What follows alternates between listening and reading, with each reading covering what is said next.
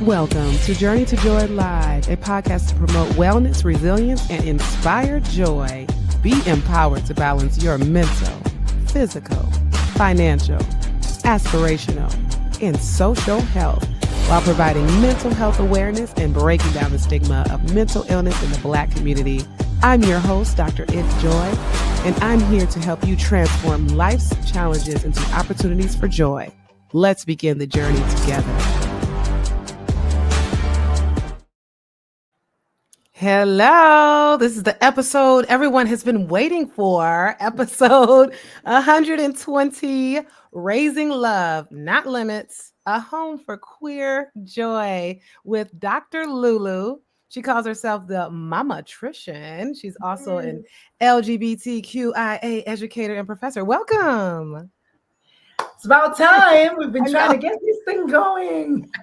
I know, right? You hit. Yes. I'm so excited to be here. So excited to be here. For Happy sure. Thursday. Happy Thursday. And October is LGBTQ History Month as well. So yes. Yay. Yes. That's why we're here. And we're talking about this topic. So tell us more about what you do that I didn't already say. Oh my God. How much time do you have? I know, right? You do a lot, huh? So I think one of the things that people don't realize that I do is I'm an avid karaoke singer. What's your go-to? And I'm missing karaoke today because of this, because my karaoke is on Thursdays. Oh, wow. It starts at 9, so I might be able to still get You out should there. make it. That's hilarious. Yes. You go that often. I go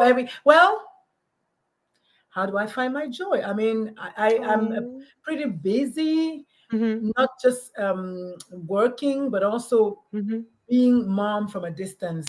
I moved to Atlanta, Georgia last year by myself. All my kids have flown the coop, and it's just me, myself, and I. Wow. So actually, at the moment there, I went. It was very touch and go because my kids were like, "Mom, you have to get a job. You have to get out of the house. You can't be writing things like this on social media." I was like, "Oh."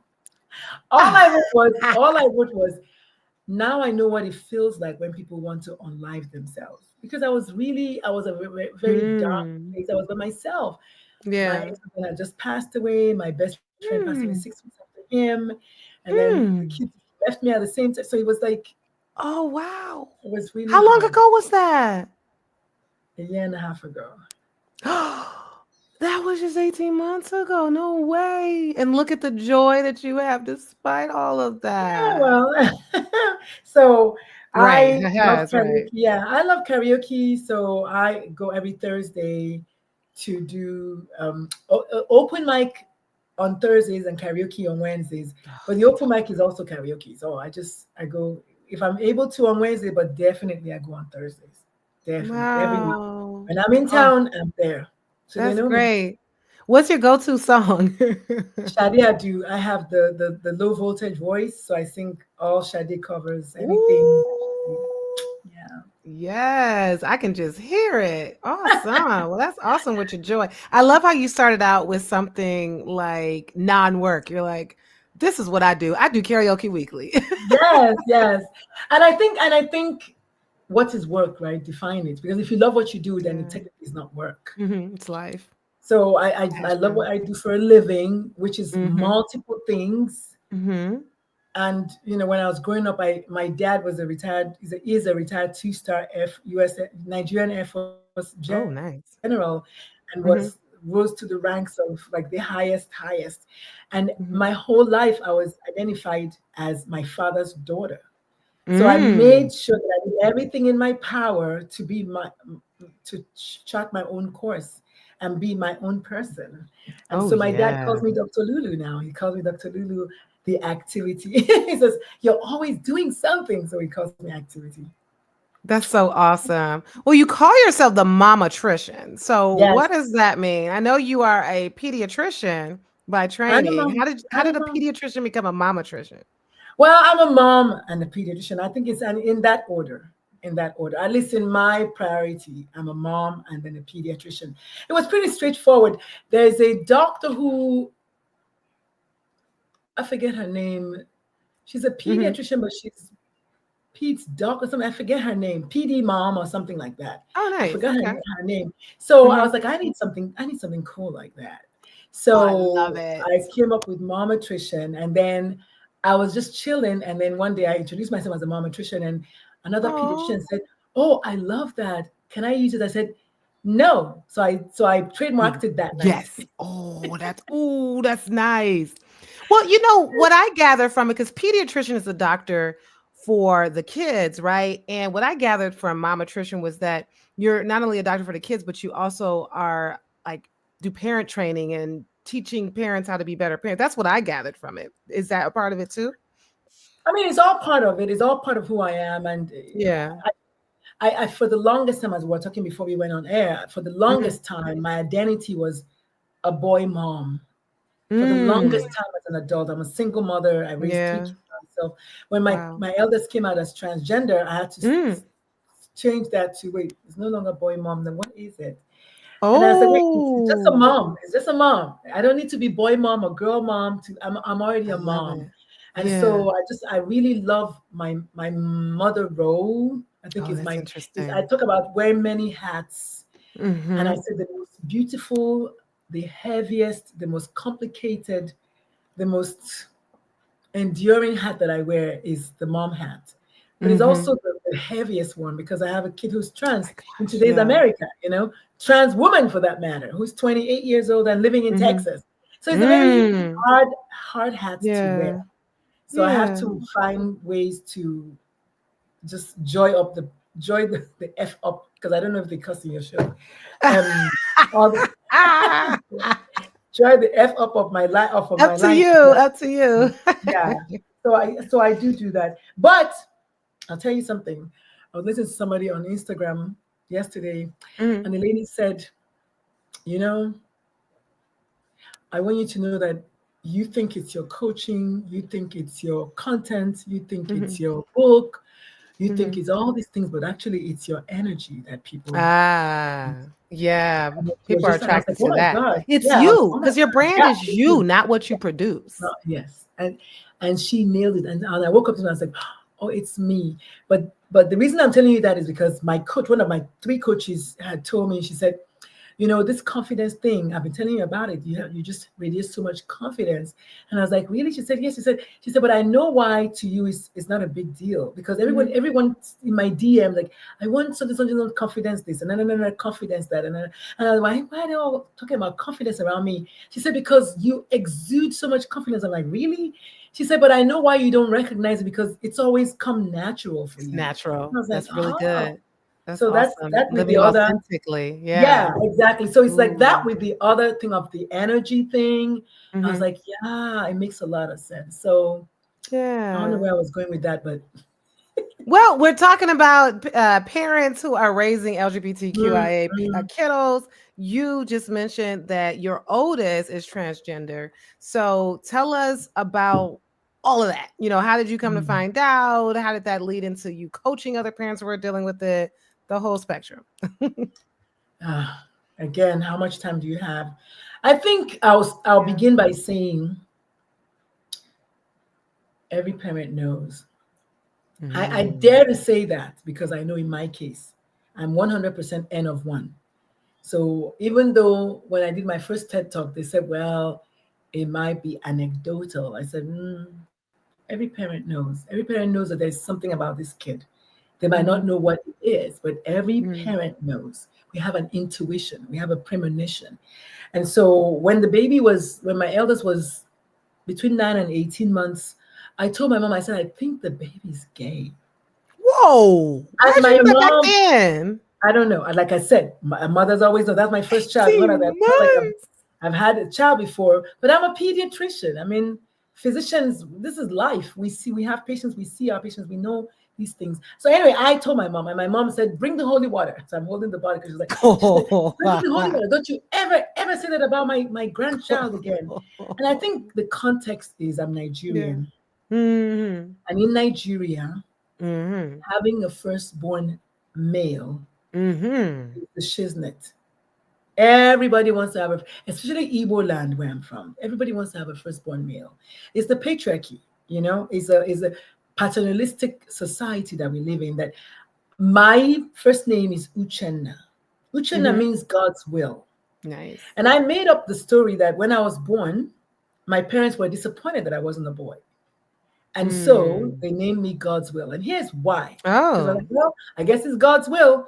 But here's why my story is truer than, even though I made it up myself, because I speak my language, of course. When my brother who came after me was born, his name is Ifa Nacho. Ifa Nacho means the child we desire. Oh my goodness. The child we're looking for. Yeah. So what am I? Ouch. Exactly. So, like, oh my God. I know. So I obviously I'm a woman of a certain age. It doesn't bother me anymore. It's a good story to tell.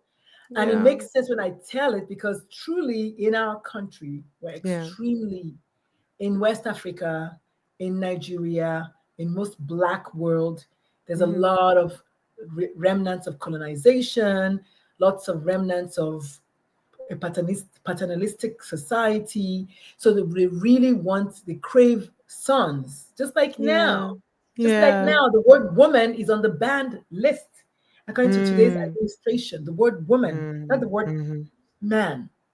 You know, bands of our hands of our bodies. Isn't that what they say? So when my kid was born, we assigned the child a male, and I have to say that with my full chest, because that's what we do. We assign gender identities to children, but the truth is, what we're really assigning to them is a genital identity. Because all we see is their genitalia. Gender identity is a deep, personal, internal sense of self. How you identify. Yeah, so no one can tell you, you see, no one can tell you that. Gender identity is purely my decision, my lived experience. I know. Gender expression. So I talk about for trans kids because my kid is trans, but really for all queer people, I say at the point of the identity, we're safe. The moment express it, we're no longer safe. Because that's when someone say, wait. Oh yeah, because somebody's questioning it. Yes. Starting to so understand if I know more. that I'm trans or I'm non-binary especially, if I don't say anything as a non-binary person, you will never know, because you just think I'm a woman, right? But the day I tell you I'm non-binary, all of a sudden you're like, how long have you known? What does that mean? Yeah. They've known way longer before they told you, that's for sure. Actually, I'm a pediatrician, so I can say this with my full chest, that gender identity, it becomes obvious at the age of 18 months to 2 years for all children. Oh, obvious to the kid themselves. Got it. Of course, that makes sense. Coming back to the term gender identity, that's why I defined it. Yeah. So it's 18 months to 2 years. So when you ask a 2-year-old child, are you a boy or a girl? They will tell you your gender identity. Okay. I say that because of the next thing I'm going to say. Okay. When a child is therefore transgender or gender diverse or non-binary or agender or trigender or bigender or two-spirit or anything other than cisgender, because of external influences, that child at the age of 2 will be conforming. Wait, say that again. You glitched out. Okay. You glitched out. You said they'll become what? Oh, okay. Conforming. They'll be conforming. They will conform. What they are being told the entire time. They're cosplaying. Okay. They're cosplaying. So I want parents to hear me when I say, I usually slow down when I say that, because I want people at the back to hear that number one is we assign the gender to the child, but really it's a genital identity that we assign to the child, because we're only seeing the external genitalia. We're not even seeing the internal genitalia. So if the child is intersex, we don't even know, right? Unless they have a very obviously ambiguous genitalia. Now this is going into medicine. Then we say, wait, okay, so what is it? And unfortunately, in today's medicine, today's orthodox medicine, when it's ambiguous, we default to female. But that's not the same thing as the child's gender. Yes, that's not the same thing as the child's gender identity, which is up here. It's different. Yeah. down here. Yes. Well, So I wanted it's to say gender, that it's sex versus gender identity. It's different, the sex versus that. So exactly. But what do we assign? We loudly assign gender because we think we say it's it's gender, but gender, really but sex. it's really You're the right. sex. So, but it's really sex, exactly. And that's a little bit deeper for those who would like to learn more. Holla at your girl, right? But I mean, just for the sake of just conversation, gender is actually a societal construct. It's actually made up. Now, what happens? Let me ask you this, because my almost 5-year-old is actually sitting over here on the couch.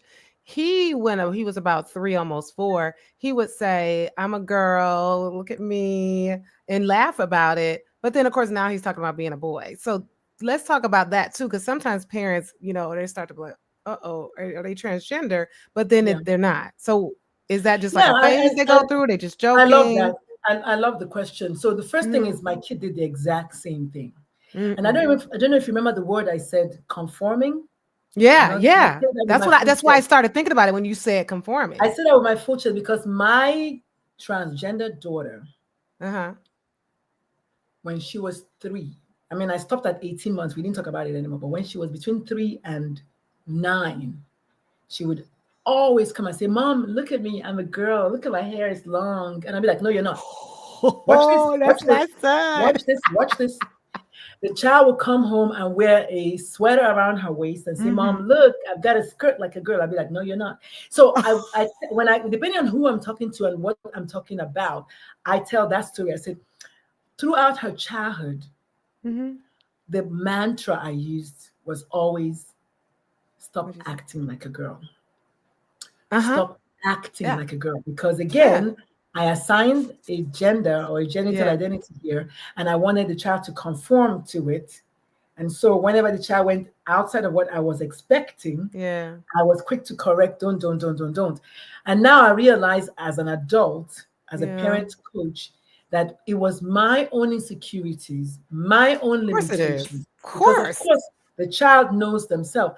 Now, that said, children can be cosplaying, children can be transgender, children can be bigender, two-spirit, non-binary. But here's the thing. When a child is truly that, there are 3 things that they do. Okay. They're insistent, they're persistent, and they're consistent. Okay. Yeah, So he's not all those things. Well, I don't know. This is not about your child. No, I know, but I'm making it. I'm comparing. And go ahead and see, because the truth about it is, my child told me at the age of 22, and some parents don't even get told. Why? Because of the response that we give. A lot of times, children tell their auntie, their uncle, their best friend, their teacher, their coach. I told my aunt when I was 11 that I didn't say I thought. I said, I like boys and I like girls. And you know what my aunt said? She said, "You're going to go straight to hell. Don't ever say that again." So what did I do? I didn't say that again. I didn't say that again. And so when I was 16, I told my dad, only because I knew my dad was going to read it in my yearbook because somebody had written it in my yearbook. Said, "I know you like girls, you're homosexual." And I was like, "Oop, let me tell my dad," right? And when I told my dad, what did my dad say? "Oh, I think it's a phase." So again, everything is based on, it's based on my own knowledge and what I know. Or fear. Listen, I wrote a whole book on this. I wrote a whole 39 chapter book, this big. I have to grab it and show it to you. It's this thick on this. It took me 3.5 years to research this. Oh, wow. I'm not joking. Like, it's now a textbook at Morehouse and PCOM and Advocate Health in Macon, Georgia. Some of the medical schools I can get it into. I'm trying to get it into Grady and Emory. I mean, look, there's no book like it. It's titled About Your Black Transgender Child. That's the name of the book. So let me go get it. I don't know if I can. Nice. No, don't leave right now. I didn't think about it. Yeah. I don't know. We'll write it down, but yeah. I don't know if you go on break, but this is actually my study, and the book is right there. So it's not like I'm going about your black transgender. It's right here. Child. She walked away. All right. So you said about your black transgender child. So I'm going to put that up here. It's called About You went too far. I'm kidding. Yeah. So this is my study, so it's fine. So I usually have it by my desk, but yeah. So that's awesome. So it's because that's good. I know a lot of people who use that. Yeah, I knew that I made all the That's mistakes. good. I knew that I made a lot of mistakes. Yeah. So I want other parents not to have to make those mistakes. And Yeah. you know what? I'm not gender diverse. I'm never claimed to be, but I'm the next best thing because I gave birth to one. And I watched my interaction with the idea of having a child who's trans, my own interaction, Mm-hmm. my own fears, all the things I was Mm-hmm. worried about, and how I projected them onto the child and what it did to the child.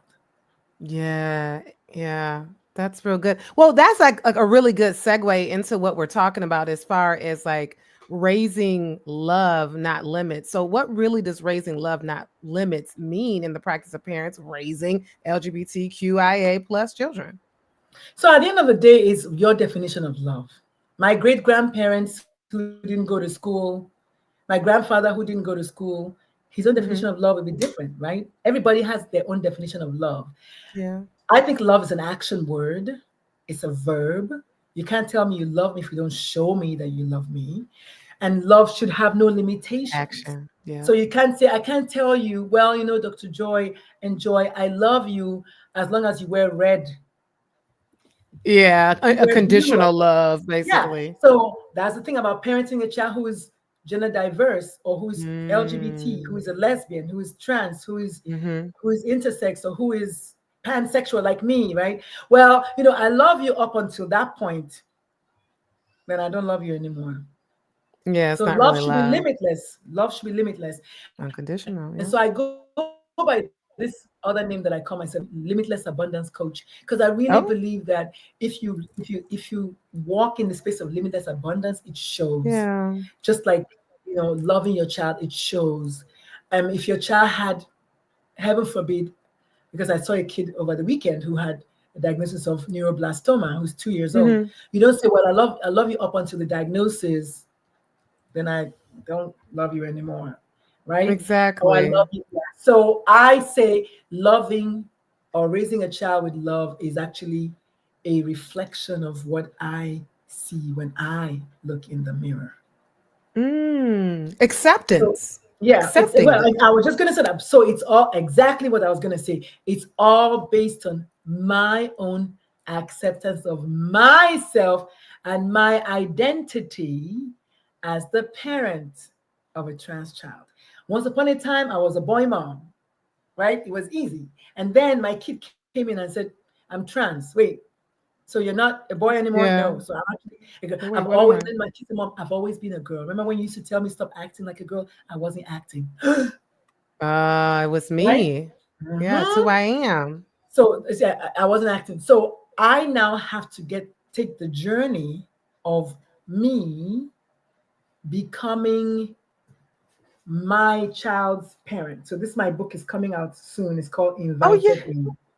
Oh wow. It's So called what is that well, one about? It's not out it, yet. Okay. yeah, it's not. This is actually my journal. I just used the paper. So, but this is inviting in how to become the parent your LGBTQ plus child needs. That's what this one is. So this is Oh. for all parents of LGBT kids. This is for parents of Black trans kids. It's a little Hmm. Hmm. different. Hmm.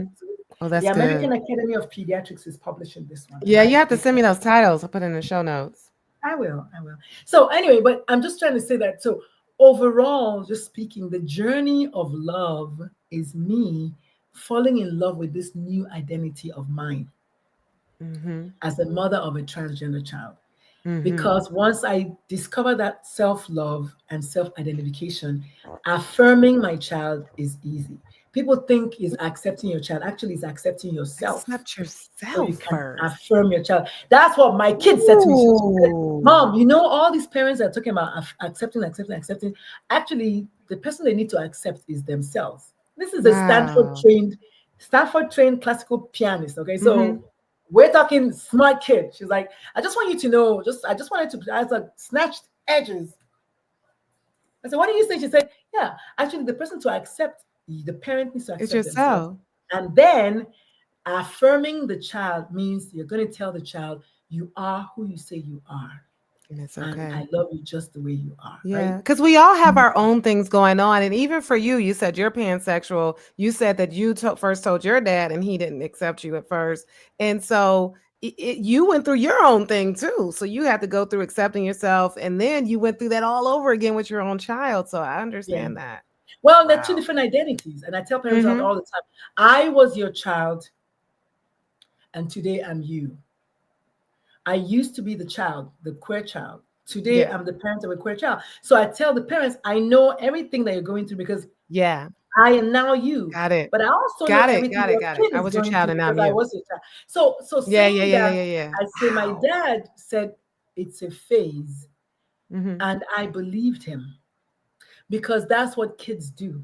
They believe what you say. Because we believe our parents know more than we do. We love our parents, and we will literally do anything to please our parents. My first podcast was Well, titled I don't know. Not Suicide. every kid is trying to I don't please their know. I don't parents. know about. I don't know about that. I'm talking about the innocent child. I'm not talking about a 17-year-old, 25-year-old. I'm talking about a child who's 4, who's 3, who's Okay. 2. Yeah. When, Yes. which is when they first show you signs of Mm-hmm. their gender identity, and then depending on how you respond, not react, respond or react, they will conform, and they'll do it until a lot of them get to high school. Yeah. Then they Yeah. see other Exactly. kids like themselves, Mm-hmm. or they go to college and they see other kids like themselves. Like, this is true for You're like, every wait a queer minute. person, every trans person I've ever met. They will tell you, I've always known, but I couldn't do anything when I was home. And then Yeah. what do parents say? Parents say, well, the child was never trans when they were home. It's the school that made them Because they trans. cover it up. Yes, it was never queer when they were home until they went to high, until they met Susan next door. Right? They were never this when they were Oh, home. so it makes it Hmm? seem like, oh, they're hanging with the wrong crowd. That person's making them that way. When it's that person that finally accepted them, made them feel like they could be who they really were. So there are two things here. Ah. The first one is internalized homophobia. Internalized Mm-hmm. homophobia. What Mm-hmm. I felt towards myself. And Mm-hmm. because of from the abundance of that internalized homophobia that I felt for myself, because I couldn't be who I was, I went into hiding with that Yeah. identity. Yeah, of And for the course. most part, I was performing as a heterosexual because that's what society accepts.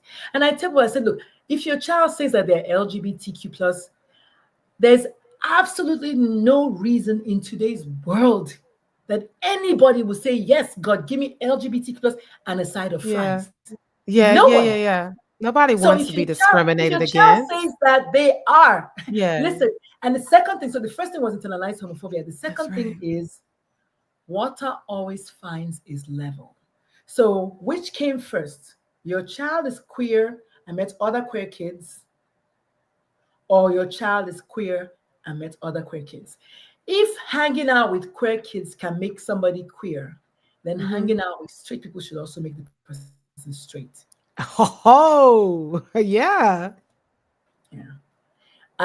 Listen, I I'm mean, the not same playing. with the suicide thing. Like, they think that asking their child if they're suicidal makes them suicidal. No, they're That part, suicidal right? because they're Yeah. suicidal. That part. And instead, when you ask, which is why my first podcast was called Suicide Pages, I had over 240 something episodes. Listen, if somebody is suicidal Mhm. and you ask them, are you thinking about hurting yourself? The first thing they're going to say is, oh my God, I just felt seen. Somebody Yeah. just saw me and saw the pain that Yeah. I'm in. Not, oh yeah, I'm going to. No, think Like, about it. yeah. So is it the Think same about it. way? Is it the same way if you kind of suspect your child to be transgender or LGBT? Could you say, you know what? Are you thinking about that you're interested in the same sex, or are you is it okay to ask those questions Mhm. like that? That's a very good question. So the answer is absolutely no. And I See, it's say that different. because I did that. Remember, I made all the mistakes. I asked my kid at the age of 12. So we're telling the story as we're going. So the birth, the 18 months, I told my mom, the 3 to 5 to 7, Mom, look, I have long hair. I'm a girl. I'm like, no, you're not. And like she was like, I'm a fashion. I said, no, you're not. Like all the things I said, no, you're not. No, you're not. No, don't do that. And there's a photograph that I have in this house Hmm. of my two when I only had 2 kids. Hmm. Now I have 3, but before the baby was born, I was in the kitchen cooking one day, and I told the kids, I said, okay, let's play grown-ups. I said, both of you go to my closet and go get shoes so we can act as grown-ups. My middle child, who's a cisgender alpha male, picked up my most masculine looking boots. My daughter, my eldest, picked up my Dr. Scholl's high heel skulls. This was 4 and 2 of age. I said, I have the picture. It was when it hit me. I said, the kid has always known that picture. I said, go into my closet and pick up any shoes. Let's play grown-ups. Thank God I took a picture of them and I froze it in time. So the child has been telling me her whole life that this is who she is. Everybody's child tells them who they are. My third TED Talk is titled, Let the Children Lead, Parenting as Students. We must parent as students of our kids. We don't know our kids.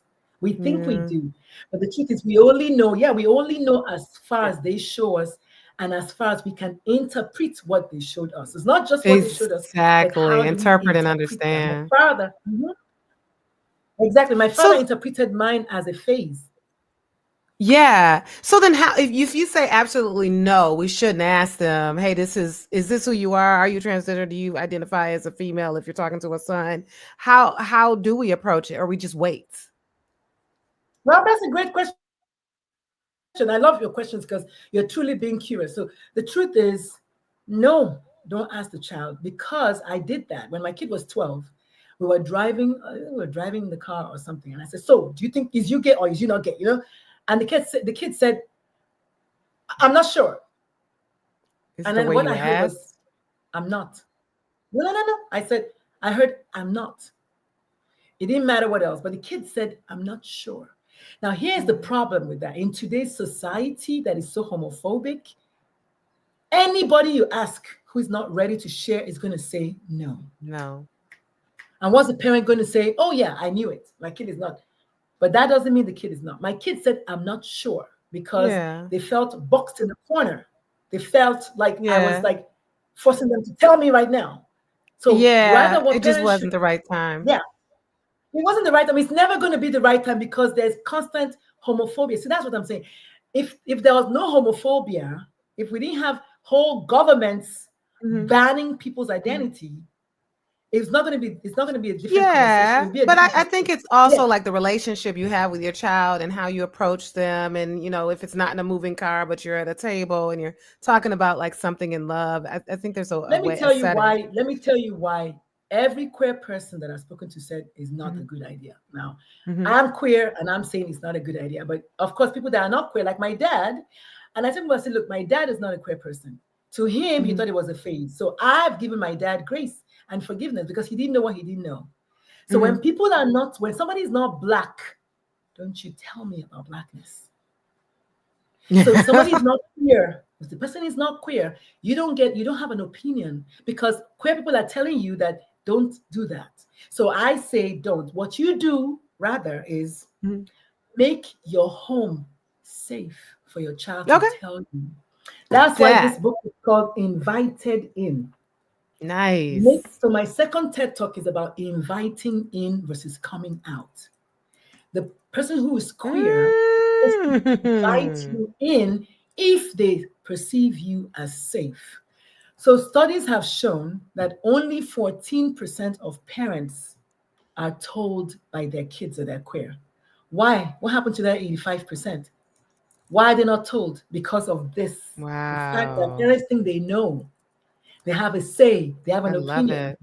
But do you know who they tell? Their aunties, their coaches, their teachers. Other people where they feel safe. Yes. Other people outside who are not as judgmental, who don't. Correct. Parents are judgmental. It's not as, it's not. Teachers and coaches can't be judgmental. Well, but it's also close to them. It's very close to them. I'm not here to judge parents. Again, because I usually take my time to say this so nobody gets the wrong impression. I'm not saying I was right. I'm saying because I was not right, I'm saying to you, this is not the way to do it. Rather, talk about it. I have a coworker who is gay. Oh my God. He brought the most beautiful flowers. Your child is listening. We're having a pride event at my place of work, and I'm gonna take a cake or whatever. You're making your child hear that, oh, okay. Well, so do you have any friends that are gay in school? Because apparently something like, don't say gay is man-made. Saying the word gay is it's like chicken. It's like phone. It's just a word. It's not contagious. Like saying Yeah. I have a gay, one of my colleagues just got married to her wife. Like saying that normal, just normalizing conversations like that. Yeah. Here's why. In my house, when I was married to my ex-wife, Mm-hmm. we used to watch America's Top Model. Nice. And both of That was us, a long time both ago. of us would always say, why Miss J gotta be so extra? Why Miss J gotta be so extra? Why can't it just be more masculine? We were saying that to my child's hearing. Do you know what my child told me? Oh. The day I found out that she's at first was non-binary, it was at the graduation from Stanford. Because because the kid was getting an award of excellence, and the person that was giving the award kept saying they this and they that. So I said, son, who are all these people getting the award? I told you I didn't want getting the award. And then my middle child said, Mom, I think it's because X is non-binary. I said, so my kid said, Mommy, I would have never ever told you. I said, why? She said, because our house was extremely transphobic. All the things you were saying, I was never going to tell you. Going back to the day I said, are you gay or are you not gay? She said, I'm not sure. She couldn't wait to get out of the car and run to school. She was sure. Of course she was sure. I knew when I was 11. Yeah. My kid is 12. Of course I know my kid knows. But the thing about it is there's sexuality and there's gender identity. Well, let's get into some practical ways that people can like take away. So what are some everyday ways that families can create this true home for queer joy and make it safe for them? No, I mean, I think what I said already. I mean, we talk about it at a dinner table. It's not an abomination. Is what you so the word gay is not an abomination, is what you think of it. As a coach, you know this. Every word is neutral. And I love Coach Stacy. She says that everything is neutral until you have a thought about it, then you charge it. And it gets charged either negatively or positively. Yeah. The word bottle is neutral. Until I hit you with a bottle, then like, oh, I don't like bottles. But bottles are neutral, right? To a trauma. So, but also bias. Like my auntie told me, I'm going to go straight to hell. I was 11. I'm 11 years old and I trusted my auntie and I told her this thing. So how do you want me to think about my auntie? How do you want me to think about myself? So it was fine until I told my aunt. That's why I said everybody, when they have their identity, they are safe. At the moment of sharing it with the outside world, they become unsafe. So everything I've said up till now has led up to now. So at home, just normalize the conversations. Find reasons. Look, Atlanta is having Atlanta Pride. Did y'all know that Atlanta has the biggest pride? Do y'all have pride? Heck yeah. Literally, the Mecca. Literally something like that. Like, do you have pride in your school? Just open-ended question. Just open-ended question. Do you know any trans kids in your school? Mom, I know this kid who's trans and the way they treat him. Then you ask the child, well, how do you think you would treat the child? Right? Normalizing the conversation. And if your child says all their friends are LGBT, your child is LGBT. Because I said they hang around who they identify with. Like Black people hang around with Black people. Yeah. Water finds its level. Your kid is going to go around people like them. I use the movie Tarzan a lot in my conversations. Tarzan was raised by apes. So Tarzan was walking on all fours until Tarzan saw people like him. Then Tarzan said, I want to know. Please show me. I want to know about the strangers like me. Tell me now. Please tell me, right? So Tarzan saw people like him and it's like, they have my hair, and he wanted to touch Jane's skin. He was curious about these people that look like him, but why am I walking on all fours? Right? So once you know, you cannot unknow it. So once your kids see people like me, like them, Yeah. They want to be That's with people good. like that. It's safe. It's safe, baby girl. Yep. It's Yep. safe for them. Home is not safe for many queer people. Church is not safe for many queer people. Church Work isn't. is not safe for Yeah. many queer people. But their friends are safe for them. So for 2 minutes or 30 Yeah. minutes or whatever, there are with people who see them and accept them for who they are. Why will your child not go there? So if your Mm-hmm. child says, I don't have any gay friends, okay, good. Then ask them, what do you think about gayness? See, you Mm-hmm. gotta get curious. And then that's normalizing. Then your kid will say, they might go back to school and say, you know what? Maybe gay is not so bad after all, because it's a bias. It was planted in me that Yeah. being gay was bad. My Yeah. auntie told me that. I did not know that. Right. Because even if But they're she, not gay, you don't want to talk about gay people in a bad way and make them be a person that talks about people in a bad way too. So period. either way, we should Thank make it you. safe. Yeah. So even if they're not gay, let's go there for a while, because I've touched on everything. If your child is not gay, Mm-hmm. how can talking about gay change anything? Mm-hmm. If your child is not gay, it's like when they say, if you worry, what is it? They say if you worry, I forgot how they say that. People who matter don't Mm-hmm. mind, and people who don't mind matter, or something like that. Have you heard that Mm-hmm. before? No, Like, it's no, like I saying, haven't. it's like if you worry about it, it's going to happen. If you don't worry about it, it's still going to Got it. happen. The truth is what is Yeah. true. So if you're telling Yeah. your child about gayness in a fun, happy way, and then move on to the next topic, it's Yeah, like fine. it's a normal topic. Yeah, it's a You normal. make That's what I'm them saying. someone Normalizing it. who And if you're accepts saying it people. exactly, and then if your child is gay and you're saying it, well, guess what? It's still normal, because what you don't want to do is plant a wedge between you and your child. Or create discrimination, basically. That's it. And then, like I said about conformity, it's only up to a point. Then they'll say, Mom, you know what? Deuces, I'm out. And they might never call you again. They might never come to visit again. They might unlive themselves. I mean, this is very serious. I Mm-hmm. know we're talking about it in a joyful way, but it has serious consequences, right? So it's Yeah, very important that we recognize our power as parents, our power as physicians. exactly. Exactly. Yeah, it's very important what we say and how we say it. Well, this is the 4-year-old I was talking about. Just wait, I'm almost done. So I have a question, a controversial question, because Sure, I don't know if it's been asked or people ask this, but since we're sure. near the end, I'm going to ask it. So it's going to derail off the subject a little bit.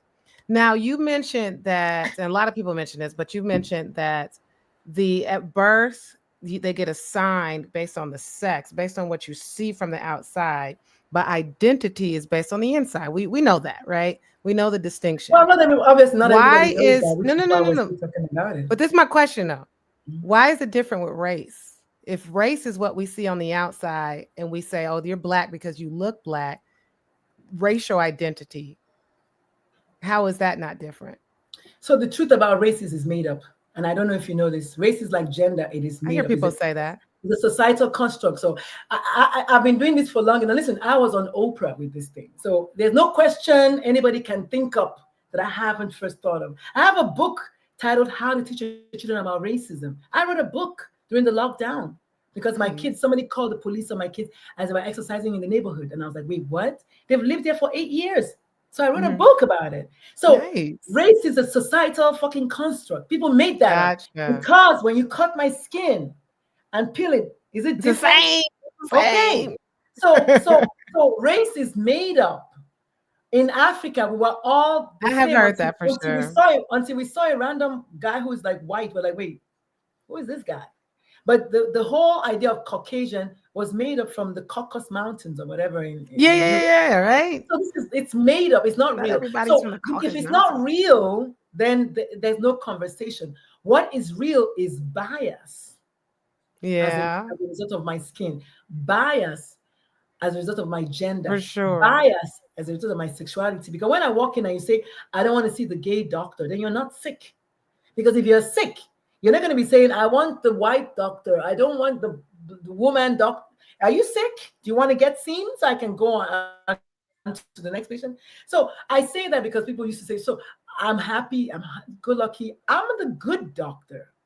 There's no black doctor, white doctor, gay doctor. No, I'm a good doctor. And that's all there is. But if somebody thinks I'm not good, I want them to tell me why. Yeah. Yes. If it's based on my skin, then they're not sick enough because that's bias. That's racial bias. Exactly. Based on being an African, then that's xenophobia. Oof. Based on being a woman, then that's, so it's all the things, right? We know all the things. But then there's comfort levels, right? There's comfort levels, there's trauma and things like that. Because, a lot of people prefer a female doctor, but I know that's not what we're talking about anyway. But yeah.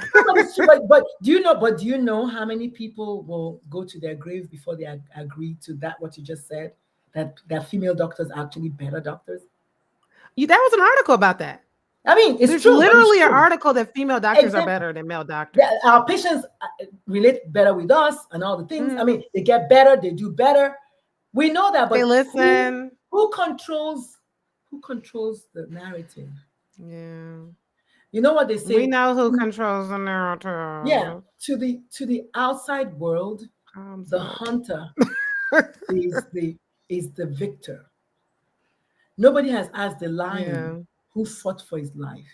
They only ask the hunter because the hunter killed the lion. So to the outside world, the hunter is the victor. Yeah. Let the hunter drop his gun and let's fight with no guns and tell me who will be victor. So this is not something that we don't know. Who controls the narrative? The hunter tells the story. So of course he's going to say, oh, I killed 25 lions. Put your gun down and let me see how many lions you can kill. All right. Well, yeah, go ahead. No, I was gonna say, but before we end, because I can see we can talk all night. It's about lots of different things, girl. But before we go, because you talked about your joy, you also talked about just only 18 months ago having a lot of different losses. Tell us about, you're on Journey to Joy Live. Tell us about your journey to joy, because I imagine it's an everyday thing for you. Now it's an everyday thing, but I think now is as everyday as it can. Let me rephrase that. Yeah. Because I think just like happiness, joy is also, it's ebbs and flows. Yeah. I don't know anyone who is constantly in a state of joy. That's mania in medicine. That's the mania. Right? And also I think what I like more is being aware. So I talk about awareness a lot, self-awareness, being aware about, wow, this thing brings me joy. I want to do it more. And when I'm not doing it more, I ask myself, well, why am I not doing this thing that brings me so much joy more? Right? So as a coach, I know it's always as a man, woman, or person think it. So when I'm thinking about something that makes me not happy, I ask myself, why would you choose a thought that makes you unhappy? Oh. Now that's different from, or choose to stay on it. Yeah. Yeah. Well, even more, right? Even more. Yeah. But that's different from my best friend. My best friend since I was 11, who is my kid's godmother, passed away 6 months after their father passed away. Right. So no, it's the other way around. My best friend passed away, then my ex-husband passed away. So it's okay for me to mourn the loss because it's a normal thing. I just lost my best friend. Right? It's normal. But after so many months, and there's no time limit, everybody has their own time. I can decide, okay, Naomi, which is her name, I've given you enough of the sadness, maybe. Let me start looking for things that made us happy. Sometimes I wear the ring that she gave me, which happens to be this ring. Sometimes I wear the ring that she gave me. Sometimes I smell her. And so I want to do that more because and then sometimes when I'm outdoors, I'm thinking about, I see the same white moth butterfly fly a lot of times. So I know Naomi's here, so I find things like that, right? I love it. Yeah. I love it. But as far as being joyful the entire time, no, because I also have something called fibromyalgia. So sometimes I'm in pain, right? And then I just tell my body, okay, what triggered this? And what can we do differently? You need me to relax? Okay, I'm going to rest. Okay, I'm not going to do anything. Just to let my body, and then I breathe into it. And this is all things I've learned as I've gotten older. But I think I love your podcast. I love the fact that we are reminded that we also have joy available to us. available. We just have to Available. choose it. And joy isn't always like high energy. No, my No, God. no, no, no, no. Joy is also peace. Joy is Joy is also quiet. Yes, resistance, joy is you also know? joy is when I first moved here. For 1 week, I just laid on the couch and I just didn't want to move. I love the place Yeah. so much. And my coach said, "Oh, you're nesting." I was like, "Oh wow, I never thought about that." I Hmm. just love the place so much because I wake up and I hear birds in the window and it was so Mhm. quiet. And I was like, "This is joy." Yes, there it is. All right. Well, Dr. Lulu, thank you so much for being on. And we know we can find you at the Momatrician on Instagram. And of course, you're also on LinkedIn as well. That's how we met. And your Hmm. website is dr-lulu.com. And say your Yes. books again. I have 9 books out there, but this is my Oh, latest book. So all y'all please go right. get me to make a very good Christmas present, Thanksgiving present for anyone who has a gender diverse child, whether black or not. This book will be good for them. It goes through the history of how gender diversity is actually African and how we've always had held space for that. For a third gender is African, and how colonization brought division. And then also talks about all the things about siblings, about your So dope. spouse, about your doctor, about advocacy. So Hmm. it's titled about your black transgender child. So all the things about all the Right. questions. I think I said answers to most of your burning questions is what I said. Ooh, get the book, get the book. Black Transgender Child. Where can we find it? On your website, On Amazon, everywhere? Amazon, on website, on my website, but on Amazon. I hate to say Amazon because I thought we're like canceling Amazon, but it's on Amazon. It's on Barnes and Nobles. You can get it Ooh, directly nice. from me, so you can get an autographed copy. There it is. Send me a DM if you'd like one. And also, I'm a life coach. I wanted to put that just plug in for parents who are at the beginning of their journey, at the middle of their journey, wherever they find themselves in their journey. I have a masterclass that I'm going to be teaching for parents in November, and it's titled, get this, I don't want to say the wrong thing. Yes. Oh. So it's the same class. I know it's the same class I'm teaching doctors. For doctors, it's on the 28th of October. Is called I don't want to say the wrong thing. A masterclass for Oh. LGBT plus patients. Because the doctors always tell me, Dr. Lulu, I don't want to say the wrong thing, so I don't say anything. And then parents they say, I don't know what to say. I don't want to say the wrong Basically thing. what we were talking about Yeah. all day today. I mean, this podcast episode. Exactly. Yeah. Yeah, I don't want to say the wrong thing. So sign up for that masterclass because Yeah. you don't want to say the wrong thing. All right. Well, thank you so much, Dr. Lulu. I really appreciate you. I'm gonna have to have you come back because you have a lot of stuff to talk about. Thank you. Are you in Atlanta, by the way? I'm in Atlanta. I mean Lawrenceville, but yeah, Atlanta. Okay. So we should have lunch together. We could have done this in person. Wait, you're here? I live in Did I know Buckhead. that? Huh? No, I didn't no, know that. I don't think I knew you were no, here. because I just moved Because you last were year. talking about Chicago, and I was like, I oh, I was guess we won't traveling. meet Yeah, no, then. I moved here last year. Yeah, I guess we could have done it in person. Well, I don't really have a studio, but Yeah, that's okay. That's okay. But we can have lunch now. So we can we have lunch. definitely can have We lunch. You can do live some right in Kiki lunch. We can do Buckhead. some Nigerian food. We can do that. Hey, nice. So thank I'm you so kind much of for done. having He's me. I asking me, am really I appreciate done? it. Hi, son. Oh my God, look at your video game. Yes. Oh, Yeah, I give me told the him dimple. Come through with the dimple. exactly. Oh, now he acting shy. Ah, I'm Last week shy he was now. all over the place. Okay. Thank you so much for having You're me. Y'all, please welcome. go get the book. Listen to my show. It's on Wednesdays on LinkedIn. It's called Real Talk with Dr. Lulu. My podcast is called Moms, the number 4 Trans Kids podcast. So we're talking about all these things. My co-hosts are moms of trans kids, and we just have a good time, just normalizing the conversation. That's So dope. yeah, I'm happy to come back anytime and talk about this Okay. anytime. All right. Well, thank you. Have a good night, Dr. Lulu. Have a good night. Bye. This has been an NJoy Life production.